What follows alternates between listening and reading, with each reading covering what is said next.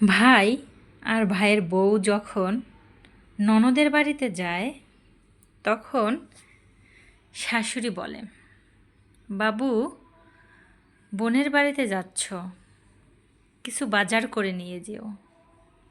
আর যখন ছেলের বউ তার বাবার বাড়িতে যায় কিংবা তার বোনের বাড়িতে যায়, তখন কিন্তু শাশুড়ি বলেন না যে, বাবু, তোমার বউয়ের হাতে কিছু টাকা বেশি দিয়ে দিও, কারণ অনেক দিন পর সে তার বাবার বাড়ি যাচ্ছে, বোনের বাড়িতে যাচ্ছে। তার বোনের বাড়িতে সে একটু কেনাকাটা করবে, মজা করবে, সে তার ইচ্ছা মতন খরচ করবে।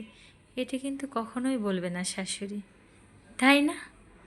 এটা অদ্ভুত হলেও সত্যি, এটা আমাদের মানতেই হবে, আর এটা মেনে নিয়েই আমাদের সংসার করতে হবে।